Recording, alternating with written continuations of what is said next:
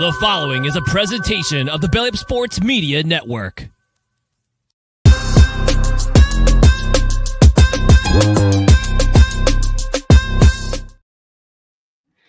Welcome into a brand new season of the Belly Up Fantasy Live Baseball Show, podcast, extravaganza, whatever you want to call it. That's what it is.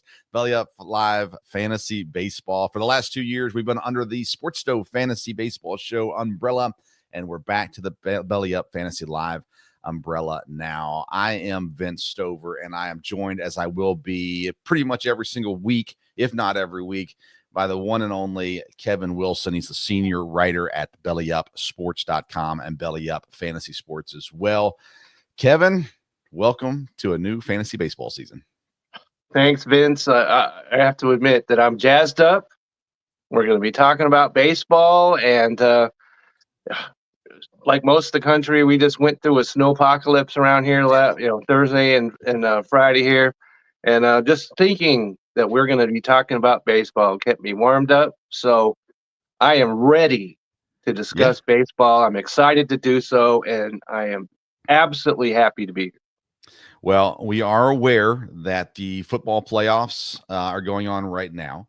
And some people would criticize us for doing a live show during the football playoffs. But with the Packers just getting eliminated minutes ago, everyone knows football season's over. So we are on to baseball now. I am on to baseball. And none of the games are close. So, stop paying attention to football. Focus over here.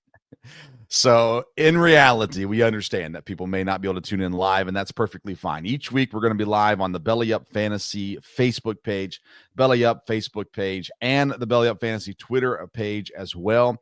And then when the show is completed, we will upload the video to the Belly Up Sports YouTube page and the audio to the Belly Up Fantasy Live podcast, which you can find wherever you get your podcasts. And so you can listen later as well. And we're excited, of course, about that. But there has been so much going on in the baseball world. And the reality is we've got to start getting to rankings soon. We've got to get everybody ready for their drafts and everything like that as well. And so today we've got 3 great topics for you. We're talking about Dynasty, fantasy Dynasty grabs, guys that you need to look at to grab for your Dynasty team this year. We're also going to be looking at the offseason news from Major League Baseball.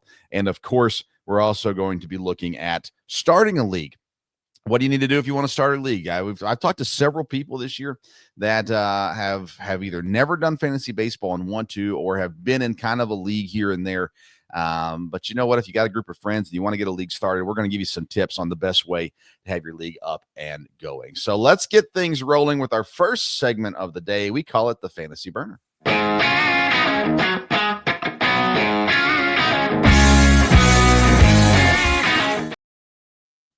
The Fantasy Burner segment is presented by Belly Up Sports. Go to bellyupsports.com, and you're going to see some great changes on the website in the coming weeks as well. Looking at the podcasts that are there, there's several great shows. We're going to be highlighting 10 programs there that you can see and follow through on the website. Articles when regards to football, baseball, basketball, hockey, and, of course, fantasy sports. All there for you, bellyupsports.com. And of course, the network that we're on, that is the main sponsor of this program, the Belly Up Fantasy Live Baseball Show. So for our Fantasy Burner today and throughout the season, our Fantasy Burner is typically a quicker fantasy topic that we try to take just a few minutes on and discuss. And we're going to open the season and the show with Dynasty grabs. I've done keeper leagues, but I've never done true Dynasty baseball in the past. And it's, looking at these guys that are coming up, guys that are going to be getting more playing time this year that are worth your investment on your Dynasty team. So, Kevin, I'm going to let you kick us off here with someone that you think would be a great Dynasty grab for this season. Okay, so this is a great topic because, as you mentioned, I've never been involved in Dynasty baseball, so this is really good that we're getting into this. So, and I was looking at this, and as for me, as you approach a Dynasty, I'm looking at hitters more than I am pitchers because, let's face it, there aren't too many Paul Skeens running around.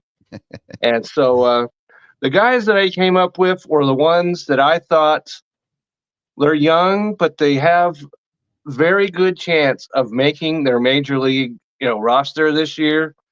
And so the guy that I keep coming up with over and over in my estimation, and that's Jason Dominguez. Okay. Jason with the two S's. Okay. And he came up to the majors at the end of last season. Didn't do too great. I'll fully acknowledge that. But the Yankees have come out and said that all things break right, he's going to be their opening day center fielder, which makes sense to me because then they can move Aaron Judge over to right field. And Aaron Judge is a great talent. We all know that, but he's a big guy, and he doesn't have the speed to me to be in center field. And Toscar Hernandez's drive in the World Series was grade A example of that, because he was running as hard as he could, but it was over his head. Maybe a more fleet guy might have tracked that down. So I like that they're talking about putting him in center. He's got speed, and so in the minors, he hit 314. He had 16 stolen bases, 11 homers. And so he's got speed, he's got some power, and anybody that hits in that New York Yankees lineup has all kinds of opportunities to drive in and score a run. So nobody else that I saw had Jason Dominguez at the top of their list, which fascinates me because I think he's the guy that if you're looking for a hitter that's got all kinds of potential, Jason Dominguez goes right to the head of my list. I like it. I think that's a great viewpoint. And again, you look at the opportunity that's there in New York as well. He's definitely a solid grab, young, guy that you can probably still get relatively affordable as well. Especially if you're in an auction draft or something like that. So I think that's great. And I'm kind of similar mindset as you. And my first guy is Matt Shaw, third baseman for the Chicago Cubs. Anticipating him being the starting third baseman there for Chicago this season, or if not to start the season very soon after. Last year, he spent time in two different leagues, 21 home runs, 71 RBIs, 31 stolen bases. So he's got the ability offensively to do several different things, and having that position there in a corner infield position there for Matt Shaw. You know me and the Cubs, we don't get along that well, but Matt Shaw's this prospect, this kid that's going to come up and play, and I think he's going to produce very quickly for Chicago as well and be a great grab as you're looking at young guys here coming into this season. I like that pick a lot because I got him in my number 5 slot. And one of the things I really like about him is it looks like he's going to be maybe qualified as a second baseman, a third baseman, and a shortstop. So, yeah, you know how much I like versatility and a young, versatile player. What more could you possibly ask for a guy, Cub or no Cub? But so I've got him on my list as well. Awesome. All right, who else you got? So number 2, I have is another player that made his debut a year ago, and that's Dylan Cruz, the outfielder for the Washington Nationals. This guy's got all kinds of potential, and he played 31 games, only hit 218, so we're not going to get too deep into that, but, dip your toes in. But in 100 games in the minors, had 17 homers, 68 RBIs, 25 stolen bases, and 342 on base percentage. So, and this guy looks like, like I said, with Dominguez, looks like if everything breaks right, he's going to be in the Washington Nationals opening day lineup. So, young player, speed, and able to hit the baseball. So, Dylan Cruz, if Jason Dominguez was at number 1 on my list, then Dylan Cruz would have came in a solid 1. But I've got him at number 2, and a player that if I was drafting in Dynasty, I'd be very excited to get my hands on. Very nice. Very nice. My next guy is maybe not as much of a surefire guy, but a guy that I'm expecting to have quite the season, and that's Jordan Lawler from the Arizona Diamondbacks, shortstop. Did not play in 2024. But in 2023, he got his MLB debut. Didn't do much with it, honestly. Batted 129, 4 hits out of 31 at bats. And so there's not a lot there to make you go, yeah, oh, definitely he's the guy, right? He's still holding his rookie eligibility. This is a kid that's going to come in and should get a long look in Arizona, an opportunity to find some consistency there in Arizona as well. He's 22 years old. He's a Texas kid, Kevin, from Carrollton, Texas. And I like that. First round pick back in 21. And so I think that this is a kid that is finally going to get his opportunity to come out and show what he's got in Arizona. And again, a super affordable pick, easy, just the value you're going to get in Jordan Lawler is really, really good. You don't have to take him early, and you're going to be able to find opportunity there with him. So he's the other guy that I've got on my list. Okay, so the third guy I have on my list is a guy who has no major league experience, and if you listen to all the people out there, they've got him pretty high. But if you're not doing that, maybe it's somebody you could sneak in what people aren't looking at, and that's Roman Anthony, the Boston Red Sox outfielder. Wow. And like I said, he has no major league experience, but last year hit 291, 18 homers, 65 RBIs, 21 stolen bases. So my theme with all these three guys, power, speed, and playing in Boston, you've got that green monster out there, so he could take aim at that. So he's another guy that they're talking could be in their lineup this year, right out of spring. So if you're looking for a guy who doesn't have any major league experience but has high expectations, Roman Anthony is a solid guy to look at. Perfect. Now I've got guys on my list that are guys that played in Major League Baseball last year, are probably on everybody's list. I mean, you look at guys like Jackson Holliday, for instance, did not have a good year last year. But I mean, if you're in a dynasty league, you're all over Jackson Holliday because things will bounce back for him. What about Jhonkensy Noel from Cleveland? He had 64 games last year in Cleveland. And again, opportunity just abounds there in Cleveland for him as well. Great opportunity there. What about the Acuna brother in the Mets, Luis Angel Acuna there in the Mets? He showed some flashes last year as well. When you look to the pitching side, it really is more about guys who've already played that could possibly be available. Jared Jones, who had a great start in Pittsburgh last year, kind of gets swept under the rug because you're thinking about Paul Skeens all the time. Jared Jones is a phenomenal pitcher and has the potential to be available. Jackson Jobe in Detroit, another guy. Young opportunity there in Detroit abounds for him. Tobias Myers, he's probably available. He's at Milwaukee and again had his debut last year, played well. There's a couple young guys, by the way, in Milwaukee, and granted, I know their system better than any other system because I follow them, but they got some young guys coming up this year to keep an eye on as well. But what about Roku Sasaki? He doesn't have a team yet, but he's coming over, and by all appearances, he'd be worth having on not only a dynasty team, but probably any fantasy team this year as well. Kevin, your thought on Sasaki is he's still choosing a team, which everyone assumes it's either going to be the Padres or the Dodgers. But what's your fantasy thoughts with him coming in this season? Well, I think it's a lot like Yamamoto from a year ago. Mm-hmm. And so when he's actually posted, when he can be signed is not till the 15th, which is this week. So I expect some major movement. I know he's talked to some guys and all that, but because of the amateur rules and of overseas and all that stuff, he couldn't sign until the 15th. So all that posturing you saw, well, he talked to this guy and he talked to that guy. He couldn't have signed a deal with him no matter what at that point. But I expect that to break loose this week. And by the end of this weekend, by the time we talk next Sunday, he'll be on a team. And I expect that team to be the West Coast because that's what the Japanese guys, they like being close to their mainland and in areas where there's a large Japanese, influence. So yeah. I expect that to happen.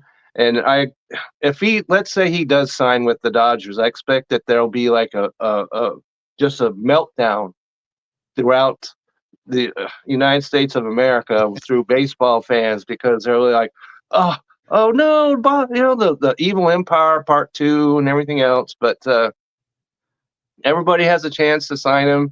He's been rumored to be on the radar of the Texas Rangers right up the road from me. But I expect that he's going to sign with the West Coast team. I would not be surprised if it was either the Padres or the Dodgers, because both of those teams have Japanese, players on the current roster. Yeah. Yu Darvish, for example. And so I expect that to change big time by the end of this coming weekend. And Darvish is supposedly a mentor to him, really good friends as well. He's still going to make a ton of money no matter where he signs. That's true. And you look at the Padres, you got Darvish, you got Dylan Cease, you got Michael King, Joe Musgrove, and adding him in would be massive. Now, they've talked about trading Dylan Cease, so maybe they do eventually move him, but and I'm interested to see, and we'll talk about him more as the season goes on and as we get into rankings and that kind of stuff too. But he's a guy that's going to be interesting. I think Yamamoto last year gives a little bit more confidence for fantasy owners to go out and get a guy like this versus last year. We were both a little bit, I don't remember where you were on Yamamoto. I was a little bit I thought he was overvalued going into the draft season last year. And I don't know. I think Sasaki, his draft number is going to be really high because of what Yamamoto did last year. And I'm probably going to be a little too scared to go get him at that price more than likely. I think that you're probably right about that, because I was in the same boat as you. I was like, well, I don't know. But and then when he made that first start in Korea, and it looked like he was just he looked like he had a death mask on. Yeah, that's how he looked, because they pulled him out of the first inning. But after that, it was okay. So if he pitches not well beginning of the season, don't panic. Don't panic. And again, if you're in a dynasty league, go grab him. I mean, Sasaki's a great grab in that league as well. All right. Anybody else you want to discuss before we move on to segment number two? Just to throw in there, Baltimore's got all these prospects, but Kobe Mayo. Yeah. Okay. Mayo. And he's a third baseman. He's only played in AAA in only 89 games. So he might be someone underneath the radar.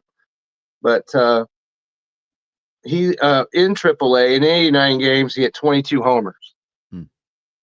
He doesn't have the speed of the guys that I just talked about. He only had 2 stolen bases. But as far as power is concerned, keep an eye on him and see what Baltimore does. Seems like they got extra infielders running around. So, but he's a guy that I like that you can grab and maybe stash in one of those NA spots that that Dynasty Baseball talks about. But if you can do that, he would be well worth it.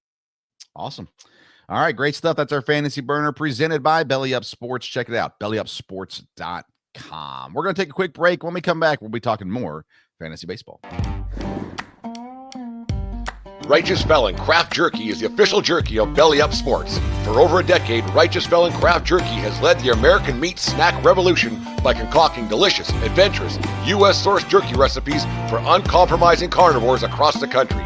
With 15 different flavors to choose from, Righteous Felon has all jerky lovers covered, and by using promo code BELLYUP, you will get 15% off your purchase at righteousfelon.com. Do your taste buds a favor today and rip into a bag of Righteous Felon jerky. Welcome back into the Belly Up Fantasy Live Baseball Show. It's now time for segment number 2, which we call the Hot Corner.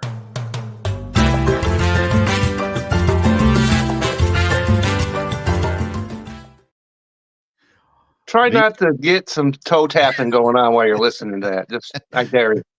The Hot Corner is presented by Righteous Felon Jerky. Join the flavor revolution at righteousfelon.com. Use the code BELLYUP to get 15% off your purchase. And today our Hot Corner is going to be all about the off season in Major League Baseball. Each week, this second segment will be about Major League Baseball news. So not necessarily fantasy related, more so just news. We will not continue the Council Curse Tracker as we did last year. If you enjoyed that, I know I sure did. But we'll move on from that this year. But we are talking about the offseason moves, and my goodness, there was plenty of them. And I want to start with the group that's been kind of quiet to get these things going. The Padres, incredibly quiet this offseason. The Cardinals, they've been trying to trade Nolan Arenado, but incredibly quiet. The Brewers, outside of the trade with the Yankees, really, really quiet. The Marlins, nothing. The Mariners, Absolutely nothing. No. Nothing. $0 spent.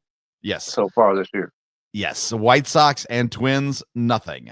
So there's several teams here who've done very little, and there's several teams here who have done a fair amount of things. Let's start. I'm going to kind of go division by division on these, Kevin. We'll kind of run it through that way. In the AL East, the Blue Jays, not a whole lot of big moves to this point. They did bring in Yimi Garcia, the right-handed pitcher, and Andres Jimenez, the second baseman, for them. Orioles bring in Tyler O'Neill, Tomoyuki Sugano, Gary Sanchez, and Charlie Morton. I'm going to get back to this one in a second. Okay, I can't wait to hear what you have to say about this. The Rays bring in catcher Danny Jansen and DH Eloy Jimenez.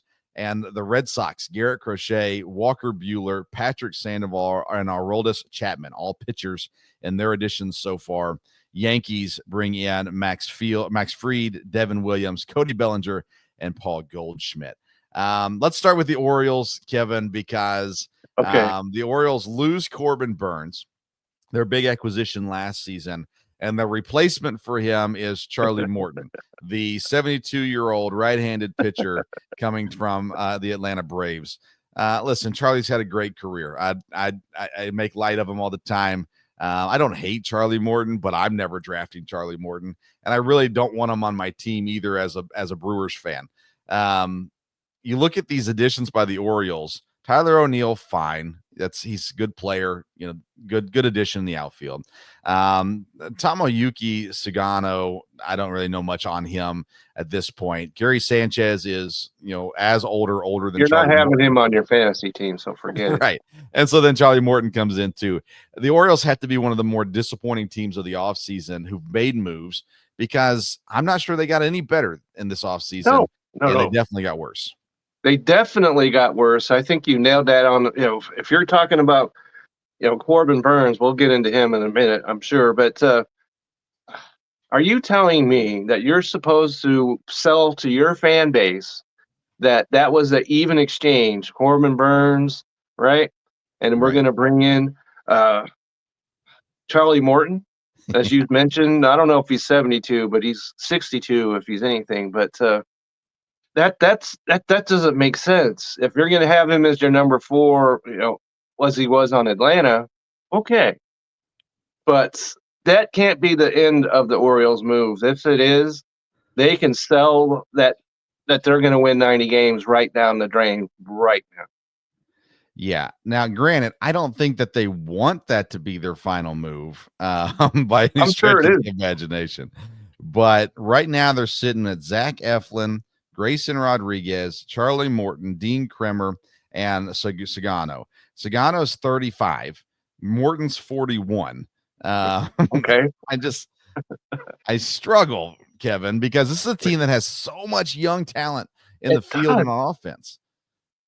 They've got young, as we just talked about earlier in the last segment, they've got young players all over the place, but they're all on their position side of things. And, you never know what goes through Corbin Burns' mind. You don't know what was offered to him and particulars like that. But, sure. As we talked on that show way back, and I've thought that Corbin Burns that the Orioles would keep him regardless of whatever happens, but he escaped. And so you've got to do something else if you're Baltimore. You have to.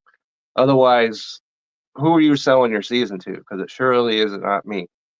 Yeah. And, I would argue that Burns wanted to get out of the Northeast, which is probably true. Okay. Probably didn't love being in the AL East, but the NL West, the Dodgers are there. So, it's not like it gets a whole lot better. We'll talk about that more, I guess, when we get to Arizona. Yeah. But right now the Orioles on the offensive side of things, they have 2 players that are over 30. Cedric Mullins, who is 30, and Ryan O'Hearn, who's 31. Everybody else is younger. Don't trust Mullins one bit. I don't hate Mullins personally. I don't either, but I've had him on my team, so I don't hate him Okay. either.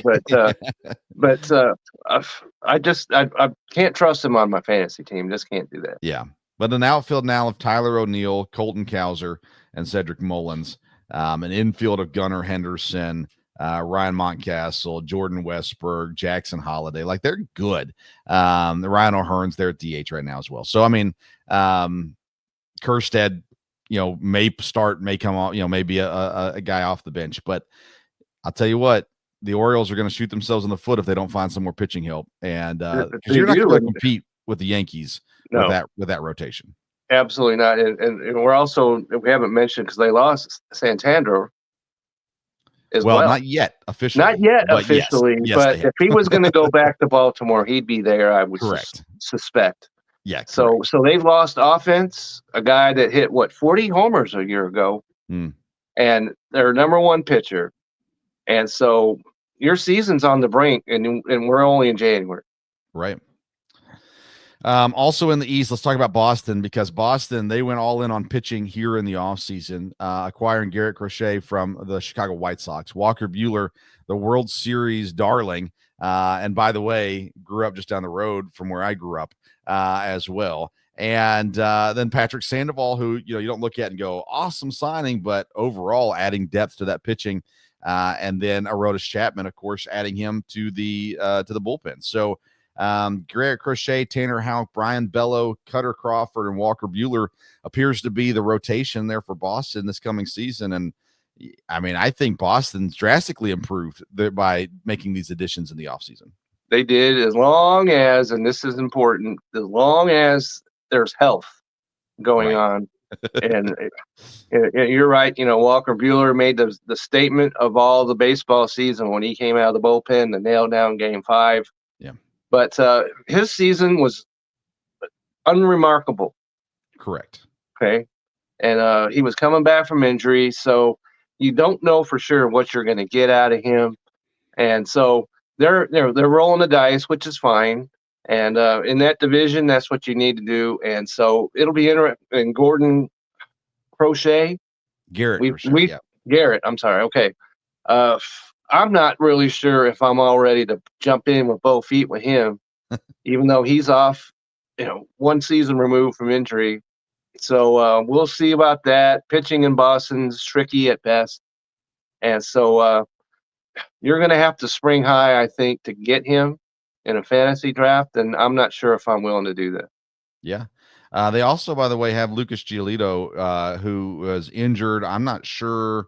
He had elbow surgery, so I'm not sure. That was back in March of last year.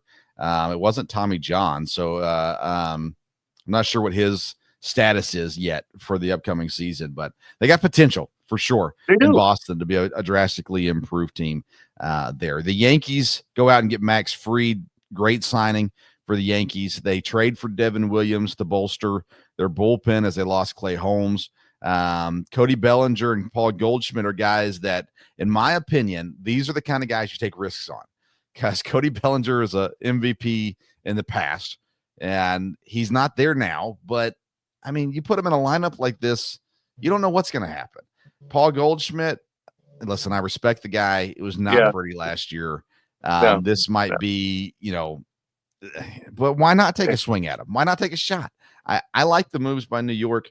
Fried makes them drastically better, I think. I'm not sure. Williams, listen, I love Devin Williams as being a Brewer fan, but when Hader got traded, guess what? Hader wasn't great. Now Williams gets traded. He wasn't great last year. Anyhow, he did get hurt. I don't think that he's the same guy that he was 2 years ago, but if he can return to 75% of that, he'll improve the Yankees bullpen, in my opinion. So, well, they had a huge problem in their bullpen last year. Yes. And so I think I like that. And I don't, I'm not going to, jump in a raft and say, hey, Cody Bellinger is the savior or anything like that. But left-handed hitter in New York, take a shot. Yeah. And, Bellinger, he can play outfield. He can play first base. And they need a first baseman. Maybe Goldschmidt's the answer there. But, maybe, he's 47 or whatever he is. He's 37. You were close. Okay. Giancarlo Stanton's 35. So having Goldschmidt and Bellinger, They're both there, right-handed hitters, so DH. that does not help your DH situation at all. That's true. Yeah, so I'm intrigued to see what happens there and to see how those guys fit offensively. But when you add Max Fried in there with Garrett Cole, Carlos Rodon, Luis Gil, who, rookie, he's had a great year last year.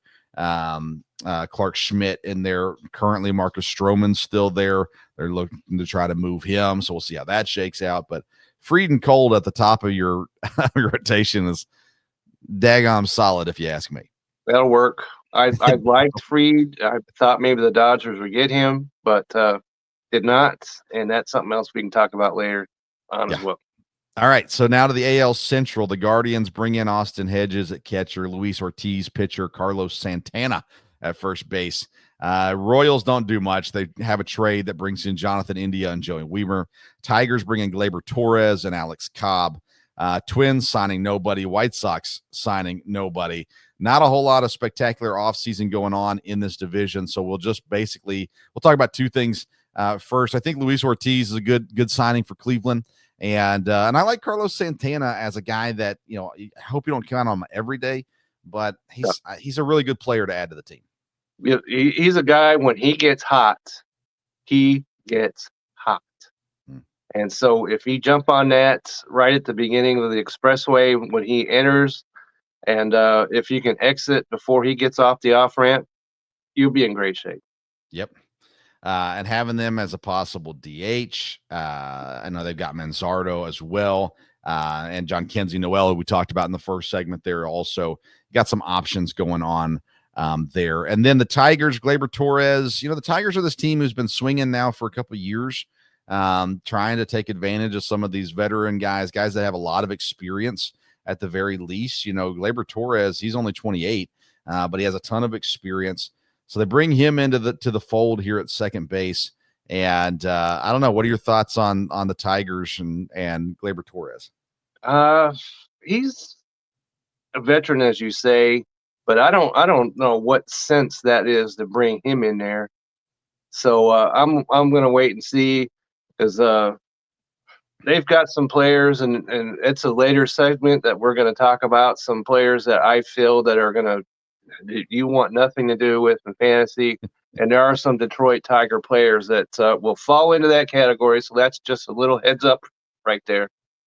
But Torres is a guy who I've had on my team before, but just not somebody that you can count on to me.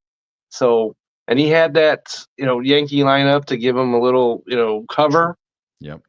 But now he's not going to have that in Detroit, so we'll see how that works out. But I've got reservations. We'll get into our Major League Baseball division previews in a couple weeks. But just spoiler alert, I like the Tigers this year a lot. So I'm intrigued by them. Very young offensive team. And so I'm intrigued by them for sure. Let's jump down to the AL West. The Angels bringing in Yasai Kikuchi and Jorge Soler, Travis d'Arnaud, and Kyle Hendricks to the list, losing Sandoval and Griffin Canning from their pitching staff. Astros bring in Christian Walker. I love that. They bring in Isaac Paredes. I like that. Even though that's you're kind of taking a shot there, but that was in the trade with Chicago for Kyle Tucker. And they also get a Hayden Wesneski, who I think is a huge get for the Astros, the young pitcher there from Chicago. The A's go out and get Luis Severino, Jeffrey Springs from Tampa, and Gio Urshela. Mariners do nothing. Rangers bring in Jock Peterson, Jake Berger, Kyle Higashioka, and Holby Milner, losing Nathaniel Lowe and Carson Kelly.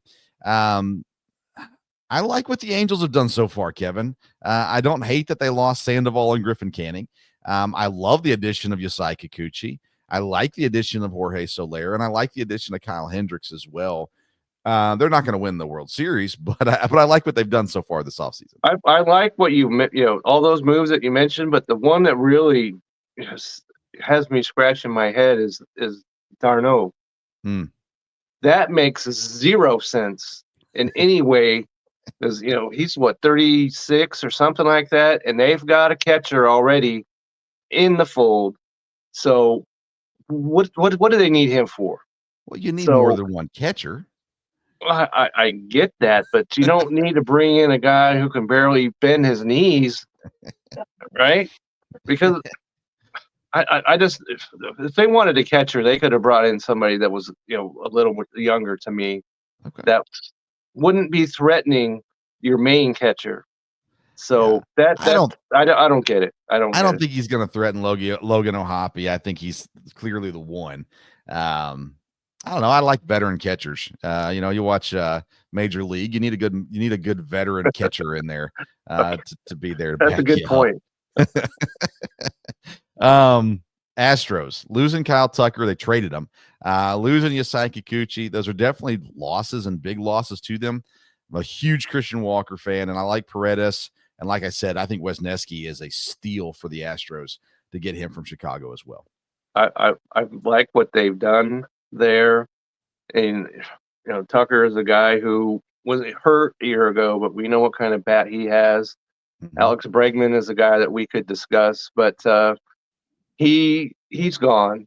And they went out and got somebody who can really take advantage of that left field that they have down there in Houston. So I like that. Plus, he gets off the Cubs. I don't think that was doing him any good up there at all. So I like that move a lot. And so everybody coming into the offseason thought Houston might take a step back, and that may still be the case. But I like what they've done. And so don't count Houston out. I agree. Yeah, Bregman's an interesting one because he hasn't signed yet, and we don't know. We don't know where he's going to sign. Nope. So I'm intrigued by that. We'll talk about that more when it happens. Talk about your Rangers, though. Jock Peterson, obviously savvy vet. Jake Berger, I think, is a really great addition there as well. He can play first or third. And Holby Milner, listen, I know Holby from Milwaukee. That's a pretty solid little get, too. It's not going to win you the World Series, but it definitely adds some depth to their pitching.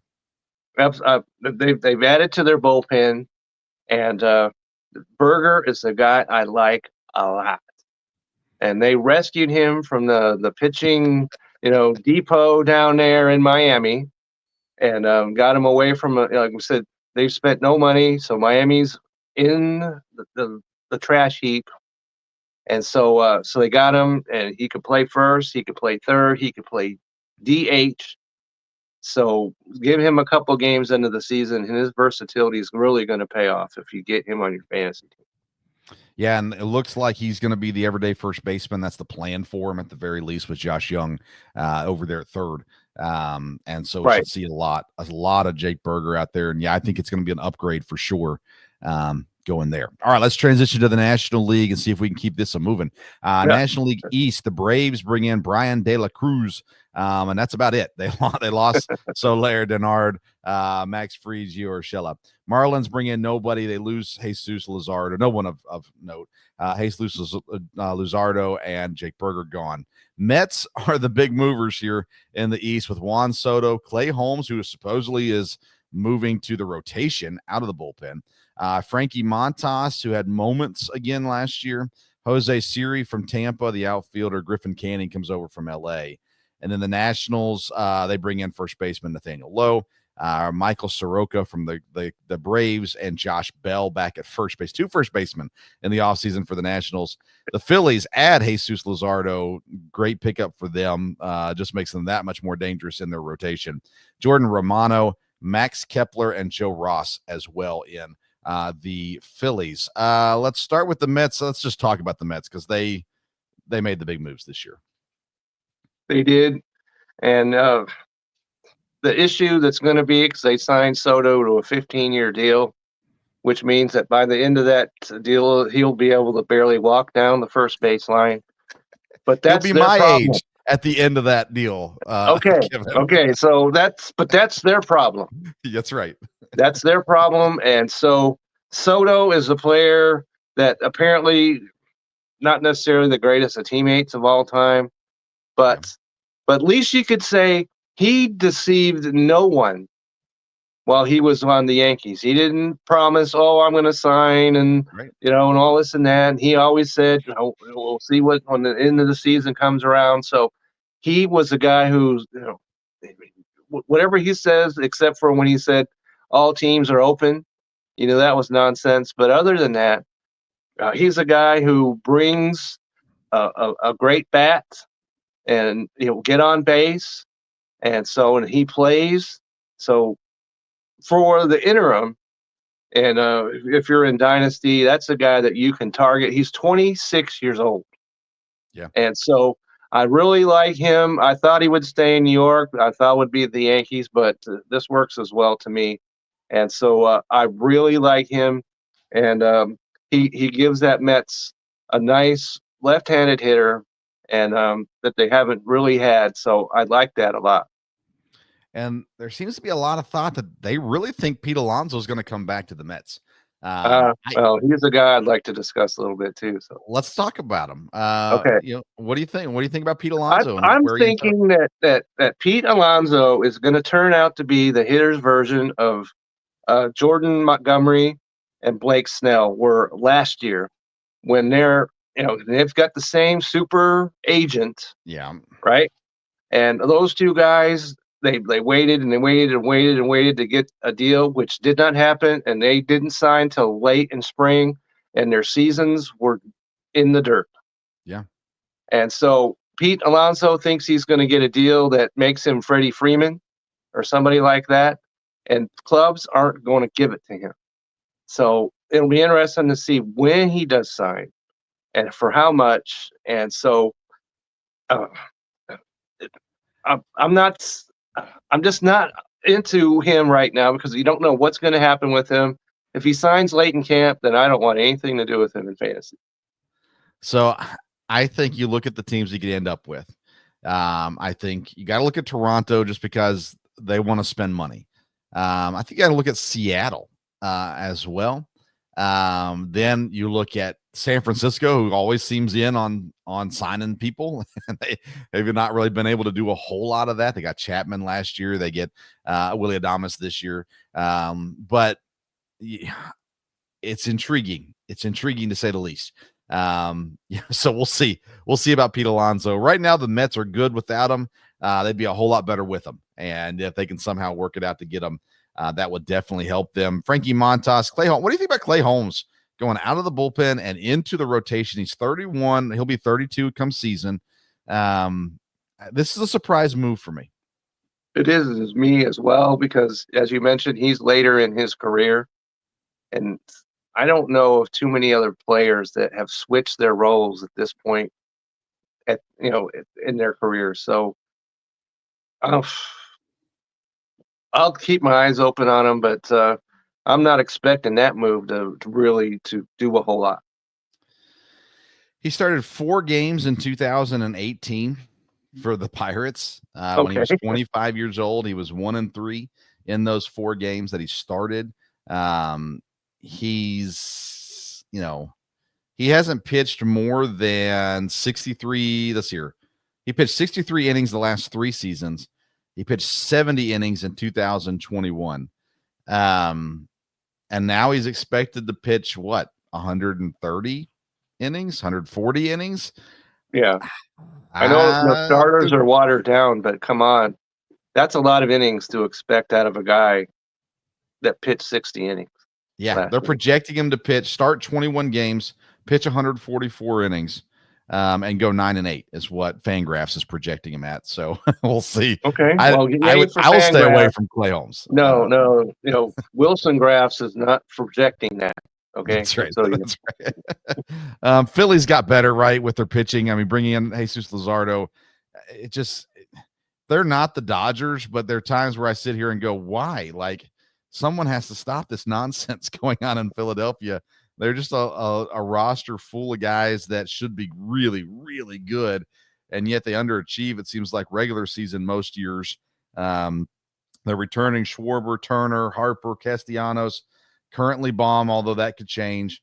Real Muto, Brandon Marsh, Bryson Scott, Stott. They've got Max Kepler comes in now as well. Pitching wise, Zach Wheeler, Aaron Nola, Christopher Sanchez, Ranger Suarez, and Jesus Luzardo. Is there a better 5 in Major League Baseball coming into the season? I would say no to that. I agree. NL Central, just it's kind of a bare bones here. The Brewers get Nestor Cortez in a trade. They needed pitching, so it's better than nothing. But they lose a bunch with Willie Adames and Devin Williams, especially. Then the Cardinals haven't done anything. The Cubs, we talked about Kyle Tucker. We'll come back to that in a second. They also bring in Matthew Boyd, Carson Kelly, losing Bellinger, Kyle Hendricks, Isaac Paredes, and Hayden Wesneski. Pirates bring in Spencer Horwitz, which I like that, but that's not enough for what they need. Yeah. Reds go bring in Brady Singer from the Royals, and then Gavin Lux from the Dodgers, and Jose Trevino comes over as well as a catcher. Just a really anticlimactic offseason for the NL Central. Kyle Tucker's the big name here. How much impact does it have for the Cubs to bring in Kyle Tucker, who basically is replacing Cody Bellinger, for lack of a better option? Well, he's played better in recent, than Bellinger has, and he's a left-hand hitter, as Bellinger is, so he could step right in there, balance that lineup. And if you're in Houston and a left-handed hitter, that really adds nothing to your metrics at all. Right-handed hitters in Houston is where the advantage is. So I think that's going to help him in Wrigley. And so I think that I know that you've talked about that you don't know if you really trust him a whole lot, but I'm in on him this year because of where he is. And so I really like him, and he'll be healthy this year. So I expect a big snapback from him. Yeah, I think fantasy-wise, Kyle Tucker's a good get. I don't like him for whatever reason. I don't have a great reason for it. He's like he's like Austin Eckler for me in the NFL. Austin Eckler's had great stats when he was with the Chargers. I would never draft the guy because I didn't like him as a fantasy player. Kyle Tucker's that way for me. He will be good. He's worth drafting, all those sorts of things. But in the Major League Baseball season, where the Cubs were supposed to be the team last year and weren't, how much does this addition help them? Because you look at their lineup, it's pretty much the same, just with Kyle Tucker instead of Bellinger. And he's better than Bellinger, so it is an upgrade. But is it enough? And then you look at the pitching, and it's like, well, they added Matthew Boyd. I don't think that's enough. So, I mean, No. They should be better than they were last year just because they were so bad last year. But this doesn't seem to be enough to me. No, it isn't. And so if we're talking about the Cubs winning the division, I think we're getting ahead of ourselves with that. Okay. And so the only advantage that they, because the NL Central is not the toughest division Right. in all the land. So just a little step in the right direction might land you in first place. Great point. So we'll see. We will see. And of course, Kyle Tucker, just another guy that Craig Cancel can ruin. So that'll be just fine. All right. NL West, D-backs bring in Corbin Burns and Josh Naylor. The Dodgers bring in Blake Snell and Michael Conforto. Giants bring in Willie Adames and Justin Verlander. Padres have done nothing. Rockies, Kyle Farmer and Thairo Estrada. By the way, the Rockies, listen, they're going to be bad again this year. I do like those additions of Kyle Farmer and Thairo Estrada. I don't think they're actually pretty decent additions. They're just so bad it's not going to matter. So let's talk D-backs, Dodgers, and Giants right now. Corbin Burns and Josh Naylor. I'd like Christian Walker better than Josh Naylor, but D-backs do pretty good in the offseason so far. They do. And so I was surprised to find this out that in the last 5 years, do you know who the number one pitcher in fantasy is? Well, just since we're talking about the D-backs, I guess you're going to say Gallen? No, it's Corbin Burns. Oh, okay. He is the leader in points leagues in fantasy over the last 5 years. I did not know that. And so I know that he's taken a step back in his strikeouts per nine over the last couple of seasons. But other than that, I see no concern. We know he's, in a division with the Dodgers, heavy hitters, Padres, and all that. But he just came over, from the AL East, which they know how to swing the bat. So I don't see that as being a big step in the wrong direction or anything like that. I really like him. And the NL West is going to be a fair fight this year. So I'm really looking forward to seeing how that's going to work out. Yeah, and the Diamondbacks, they've got a problem because they got 6 pitchers. So Jordan Montgomery, they're trying to find a new home for him. They still have time to do so, but they got Corbin Burns, Zach Gallen, Merrill Kelly, Eduardo Rodriguez, Brandon Pfaadt, and Jordan Montgomery right now. And granted, I think Montgomery, I'd rather probably have him. I'm not a huge Brandon Pfaadt guy. I know we talked a lot about him in fantasy last year, and there were times to use him, and he is younger, so maybe that's the move there. But I don't know. It's interesting to see what they're going to do there. And then offensively, they got a little younger. Eugenio Suarez is still there at 33, and Lourdes Gurriel's there at 31, and Ketel Marte's at 31 too. But they still got a really young offensive lineup. I think really well balanced lineup. And Josh Naylor getting in there should give them some good power as well. So I like what they've done, and so it's like I said, it's going to be a fight right there. You got the Dodgers and the evil empire and everything else, but Arizona really did well for themselves. Yeah, I think so too. The Dodgers, bringing in Blake Snell was big. Bringing in Michael Conforto helps. They re-signed Tommy Edman, which I think was a really, really good signing. Yes. And then Teoscar Hernandez is back as well. So you still got Ohtani and Betts and Freeman at the top of your lineup. You're going to be pretty good. But adding Blake Snell to that rotation, he's there with Yamamoto, Tyler Glasnow, Tony Gonsolin, Dustin May, and Shohei Ohtani when healthy as well. So the Dodgers are the Dodgers. They're really good. They're really loaded. They're not perfect, but they're not bad. That's for sure. No, they're not bad. And I know I was not down with Teoscar Hernandez a year ago, but he turned me around. So come around. That was big that they brought him in. And I thought that Blake Snell would rather have his fingers pretty much sawed off at the knuckles than pitch for the Dodgers, given some of his statements in the past. But checkbook. If you can't beat them, join them, and that's what he's done. That's right. And every time Blake Snell was close to doing something, the Dodgers put a stop to it. So there's a lot to say about that. So now he's on the Dodgers, and so if there's some help and Ohtani pitches well, and I expect that he will pitch this year, and the Dodgers have a lot of players, even though they lost Bellinger. And Flattery's a guy I wonder where he's going to wind up. He's a quality pitcher. He's not signed. So, but they've got a pitching staff. They got hitters. And when they signed that guy, Kim, I thought at first that it was the guy from San Diego, but no, he's from Korea and has never played a game in America. So, but they're giving him the second base job. So we'll see how that all works out. Yeah, and thanks for adding that in. I forgot to add that to my list when he did sign. So yes, thank you for throwing him in there as well. What is it? Haesung Kim, lefty, right. 26 years old. Yes, left-handed hitter. I like that. Yeah. So good addition. Another good addition there. Again, a little bit unproven, but you assume he's pretty good. They immediately flushed second base at that point. And Gavin Lux headed they out the flushed him all the way to Cincinnati, so that's pretty big flush. Poor guy. Let's talk about the Giants. Again, they've tried to take some big swings over the last couple of years and really haven't been able to connect. They do last year. Again, they got Matt Chapman. This year they go out and get Willy Adames, which was pretty much, we knew he wasn't going to resign with Milwaukee. He was never going to get the money that he wanted in Milwaukee. He goes to San Francisco. My dad called me. He's a San Francisco fan. He said, hey, what are we getting in Willy Adames? This is really good. And I said, Dad, yeah, I mean, it's good. I'm not saying it's not good, but defensively, he hasn't been great the last couple of seasons. Offensively, he's got power. He's going to strike out a bunch too. But I love Willy Adames just for his personality, what he adds to the fan base and to the team, I think is really good. But I really think Pete Alonso fits in San Francisco. I mean, you look at this roster, and again, if they're willing to spend the money, which they seem to be, right now Lamonte Wade is there at first base. You can move him down to DH because they don't really have a solid DH situation right now.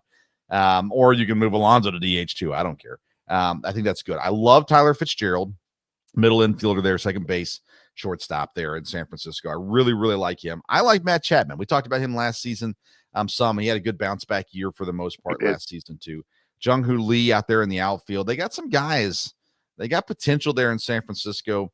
They're not better than the Dodgers, and they shouldn't be better than the Padres, and they shouldn't be better than the D-backs, but they got some potential there. But pitching is where I want to focus because you got Logan Webb, you got Robbie Ray, Jordan Hicks, Kyle Harrison, the young guy from last year looked really good. And then you add in the 41, he'll be 42 by season, Justin Verlander. I want to get your thoughts on Verlander and what that gives to the Giants, if anything. Well, I think it gives them something, and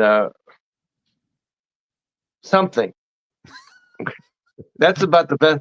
And Crabs. I mean, what is it that it gives them? He gives them a veteran presence, first of all, and he can help mentor the pitchers over there.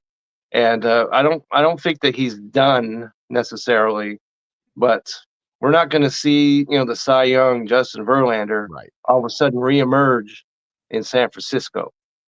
And so, not if they're still doing drug tests. Yeah. No. And so, if he can win, let's say 12 games, then he's an asset. Yeah. Okay. Yeah. And because he's not expected to front the rotation or anything like that, but I certainly am not running down the aisle to see, where I'm going to draft Justin Verlander. So, good luck with that in San Francisco, and I hope it works out for him and your dad. Sure. Last season, he went 17 starts, 90 innings, 5-6 was his record.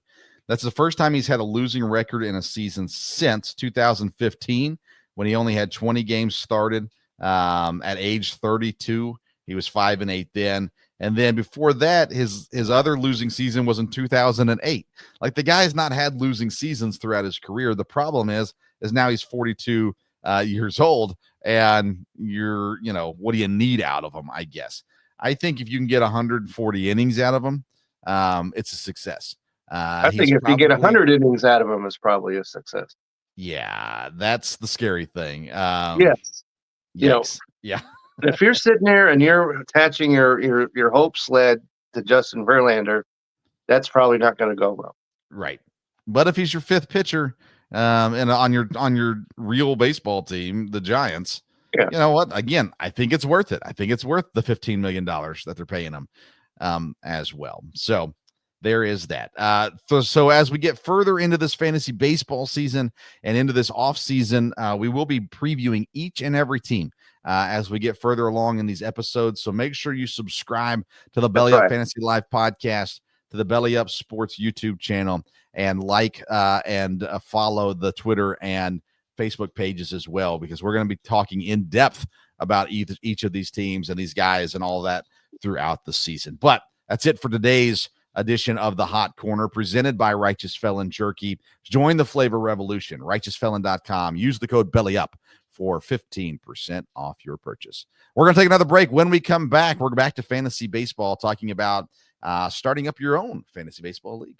But first, a word from our friends at SeatGeek. Hey everyone, it's Ryan from No Credentials Required to talk to you about one of our newest partners at Belly Up Sports, SeatGeek. Yeah, live sports is great on television, but the feeling of being at the arena is a priceless experience. That's why our friends at SeatGeek are there to help you find the best tickets at the best prices. Not only can you get tickets to sporting events, but you can also get tickets to concerts, comedy shows, musicals, and more. Search for your desired event now at SeatGeek.com, enter promo code BellyUpSports at checkout, and you save $20 off your first purchase. SeatGeek. Life's an event. We have the tickets. Welcome back to the Belly Up Fantasy Live Baseball Show, and we enter into segment number 3, which we call our Fantasy Focus.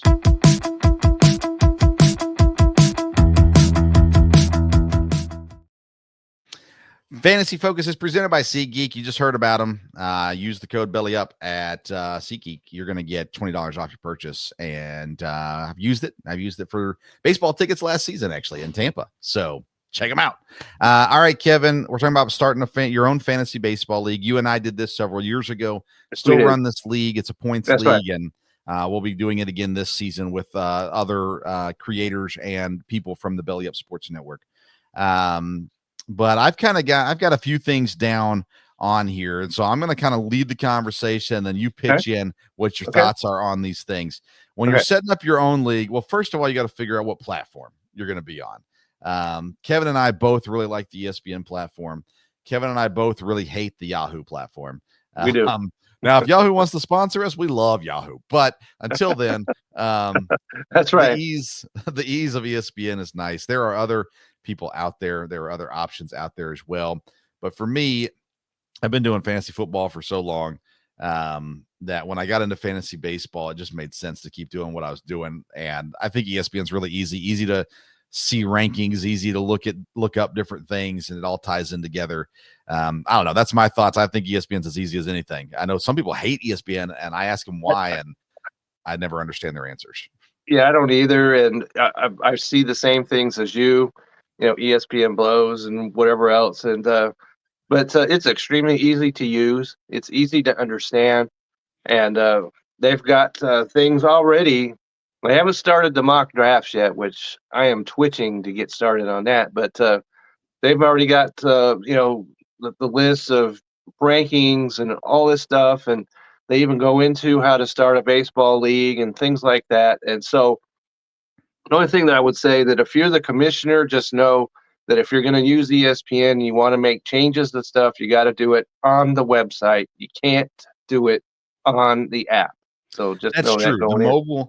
The mobile league manager stuff is not great on the app. No, it is not. For sure. It is not. Good point on that. All right. Second thing you need to worry about is the number of teams in your league. We have 10 in our Belly Up league. I love 12. 12 is the number I think is the sweet spot in fantasy baseball. I think it makes your waiver wire much more interesting with 12. 10 works. I think under 10 is not worth your time. There's too many players. It's just not competitive if you've got eight teams in it. So I think 12 is the greatest number. We've done 10 the last 3 years, and it's worked out just fine as well. I think 10 to 12 is kind of where you want to be. I do as well, but it all depends on just how many people you know. True. So if you know 14 people, then go ahead and get yourself a 14-team league. Yeah. Just know that more teams mean less options. And so just be aware of that, but don't be scared off because, well, I have to cut 2 of my friends because I don't want to have a 14-team league. Don't be doing any of that. Just get on there and get rolling. I am in a league that has 22 people, but it's not all in one setting. So they've got 10 in what they call the major leagues, 12 in the minor leagues, and they relegate the bottom 3 from the majors down to the minors and the top 3 from the minors into the majors every single season, which provides a lot of fun as well. So there are plenty of options there. All right. Step 3 is your scoring, setting up how you're going to score things. We'll get to roster makeup in a second, which is probably more of a conversation than scoring. But with scoring, you got to figure out what are you going to count for? What are you going to allow? What are you going to take out? All those sorts of things. You can go just flat with what ESPN does, but I think you need to go look at it and make some adjustments. Kevin, we added holds in a couple seasons ago, right? Which I think was great. I think it's added a lot to our league. It helps a lot with your waiver wire additions and things like that as well. So, like you said, if it's a stat and a big stat in baseball, why wouldn't it be a big stat in fantasy baseball? I totally agree with that. And we did that with the holds. We did that with the DH position once it became, uniform throughout baseball. You should have a DH spot on your team, because there is a DH spot on every major league team. Just if you do that, just know that in the real major leagues, they can stick any hitter they want in there. But in fantasy, they have to be qualified at DH. So just know that if you're going to do that, they have to be qualified as a DH. So put them in that slot. And so just know that going in. And, scoring should be pretty straightforward. Yep. Guy gets a base hit, it's a point. He walks, it's a point. With it. It's a double, it's 2 points, and so forth. And a strikeout is a point. An out is a point. But if you give up a hit, it's a minus point. You give up a run, it's a minus point. If you give up. All right. So that's, I want to talk about that like because I'm in the other league I'm in, the 22-person league. They do not have anything negative on there. So you don't lose any points for anything. Obviously, your ERA can hurt you, I guess. But in our league, in our Belly Up Fantasy League, there are negatives. Pitchers There are. give up a And there are run. I believe negatives it's in Major negative. League Baseball. So, yeah. Yeah. And so there is that in there. So again, that's something you got to look at and see how you want to do it. Don't get too cute with it. No. I did that as a fantasy league manager in fantasy football years and years ago. And it ruined the league for that year because people were getting crazy amount of points on silly stuff. So we took that away, fixed it in that league. Baseball, same thing. Don't get too cute with it. If it's major in real baseball, it should count for something in fantasy baseball as well. That's right. And so whatever it is that you come up with, whatever it is at the beginning of the season, that's the way it is throughout the whole year. Yeah. You're not going to be making changes. Well, in June, we're going to change this. Or, in September, we're going to change this. No. I had one last year, Kevin. I told you this as in the Yahoo League. We drafted, and then they changed the format.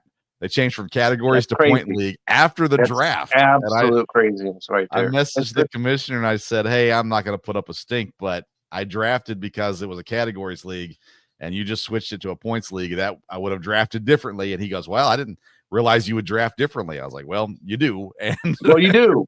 So that's another point we need to make is what kind of league do you have? Is it points? Is it head to head? Is it categories? I like points because that gives the managers freedom to build their team however they want. Yeah. Do you like speed? You can build your team that way. Do you like starting pitching? You can build your team that way. Whereas categories where you got to worry about making sure you got enough steals and enough power and enough whatever else. So it's just for me, I like the points aspects of it. So, and that's where I really was gearing the scoring towards. And I think I agree with you. I like the points leagues the best. It's to me, it's the best way to go about with research, waiver wire stuff, things like that. That being said, I am in categories leagues also. It is different, and it's harder in some aspects, easier in some aspects as well. But ultimately, you got to find what you want to do. I think points is better. I do, and I've enjoyed doing the points league. But I think it depends on who your friends are, who's in your league. Make sure you're open about it.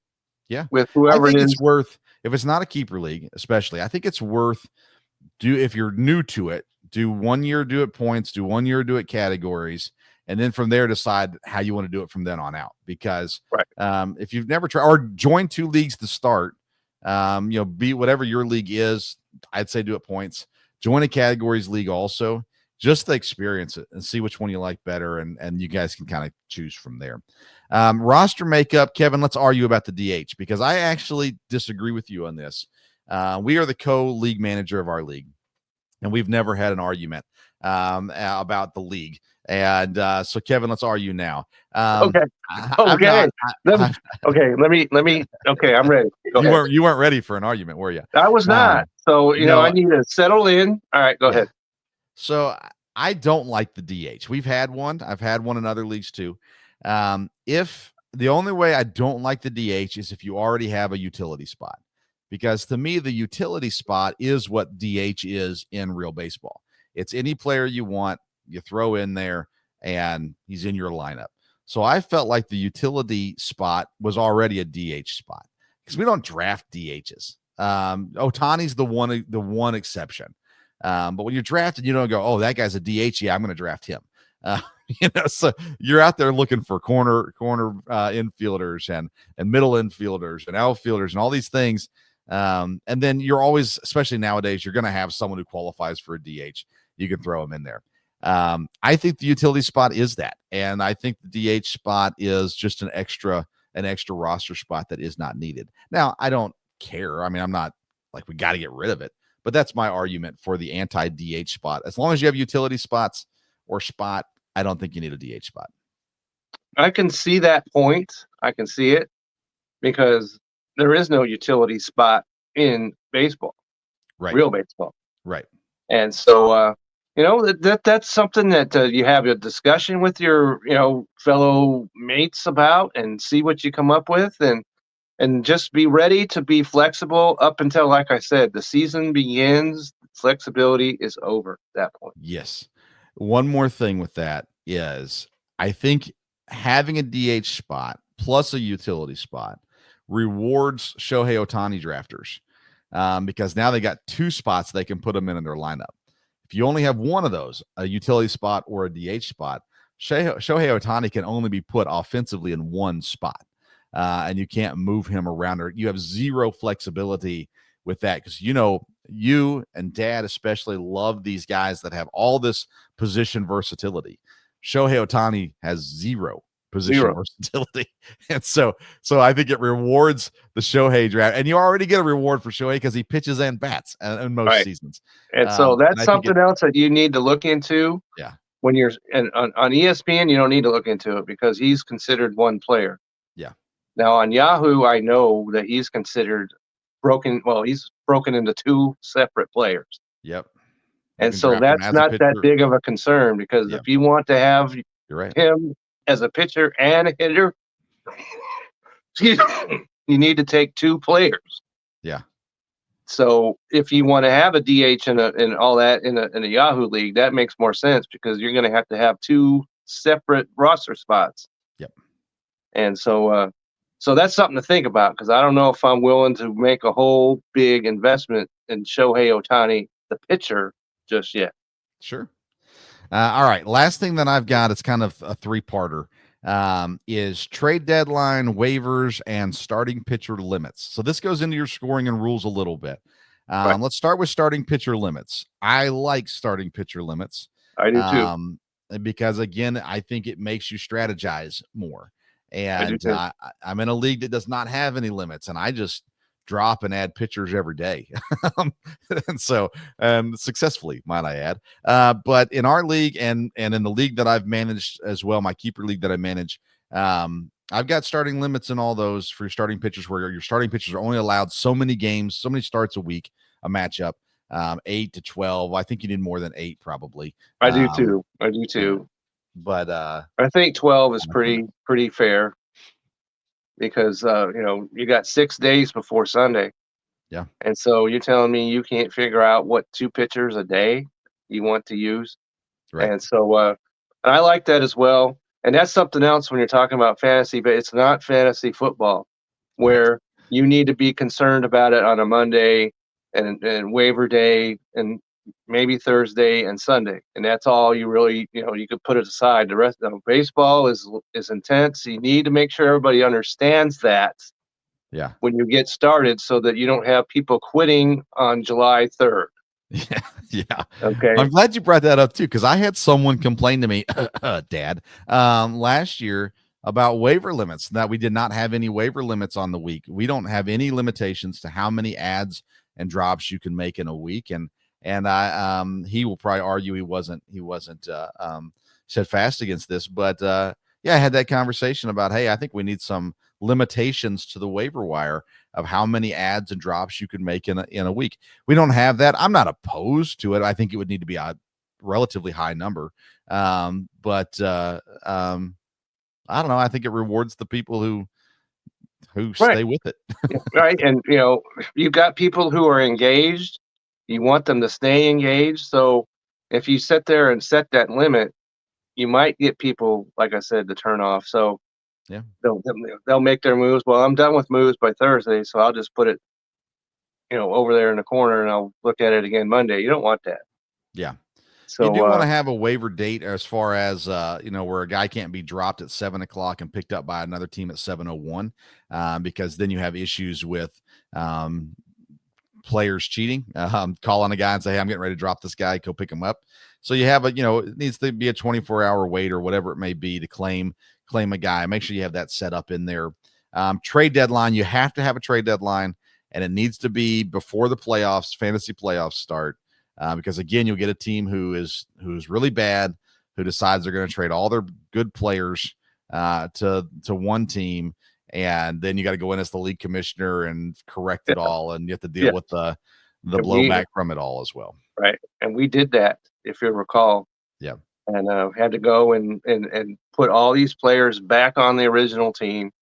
And so, so I would think maybe 2 weeks, maybe middle of August would probably be a good time for that, unless you want to make it the major league trade deadline, which is the end of July, which I would be open to that as well. But that seems a little early to me to Agreed. lock in everybody's roster. But I think 2 weeks before September 1st would be a pretty safe target. Yeah. Yeah, I agree as well. The last thing that I'll say on this, when you set up a league, don't be a bad league manager. Follow the rules that are in place, and don't be nice to your friends and mean to everybody else. And I bring this up because, Kevin, you and I were in a league together a few years back, and I made a trade that was approved and gone through.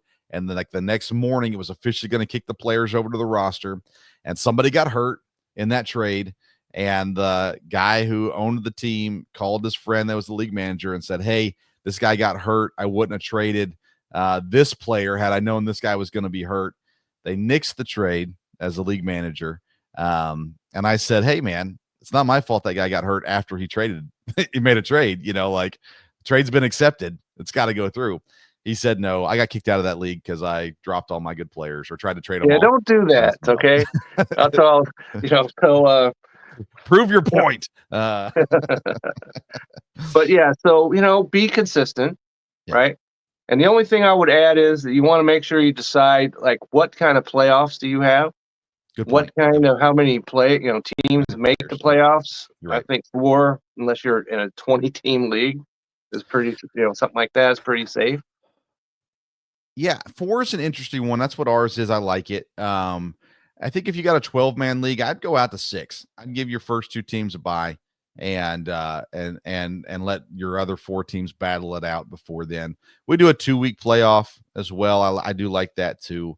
I think there's that rewards people who made it into the top 4, especially. Right. They don't have to have one bad week and they're out. They can have kind of a down week and come back the next week as well. So I think 2 weeks, 4 teams is a good playoff setting.